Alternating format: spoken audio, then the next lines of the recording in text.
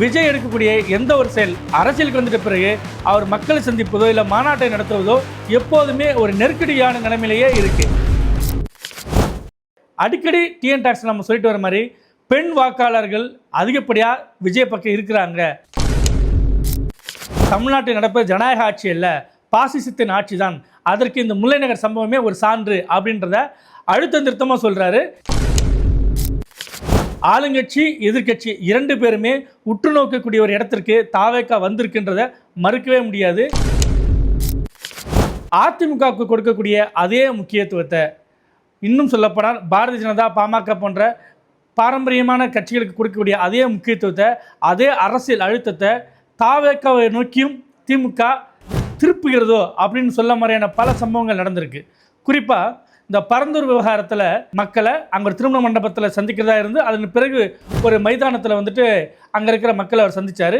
ஆனால் அவர் சந்தித்த அடுத்த சில நாட்களேயே பரந்தூர் நிலைப்பாட்டில் தமிழக அரசு ஒரு முடிவு எடுக்கிறாங்க.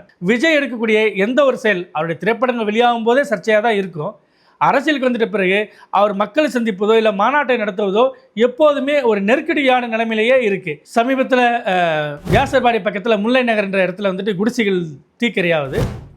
மாவட்ட கழக பொறுப்பாளர் கங்காவதின்றவங்க தலைமையில் பெண்கள்லாம் போகிறாங்க, தாவேக்கை சேர்ந்தெல்லாம் போகிறாங்க.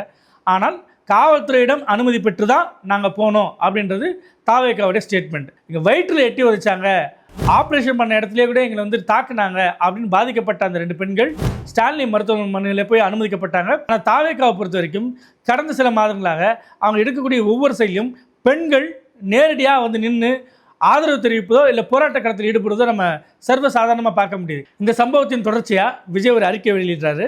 அந்த அறிக்கையில் நேரடியாக மீண்டும் திமுகவை நாங்கள் அடிக்கடி சொல்வது போல தமிழ்நாட்டில் நடப்பது ஜனநாயக ஆட்சி அல்ல, அதிமுகவுக்கு அதிகப்படிய எண்ணிக்கை வந்து அது ஆட்சி மாற்றத்துக்கே வழிவகுக்கும். பாரதிய ஜனதா வந்தால் கண்டிப்பாக கொள்கை ரீதியாக பல்வேறு முரண்பாடுகள் இருக்குது. அப்படி இருக்கும்போது நமக்கு ஒரு எதிரி இருக்கட்டும், ஆனால் அவங்க நீண்ட காலம் கழித்தான் நமக்கு அச்சுறுத்தலாக இருக்கணும், தற்காலிகமான அச்சுறுத்தல் இருக்கக்கூடாது அப்படின்ற இடத்துக்கு தாவேக்காவை திமுக தானாகவே தள்ளுகிறதோ அப்படின்ற ஒரு கணக்கையும் நம்ம யோசித்து பார்க்க வேண்டியிருக்கு.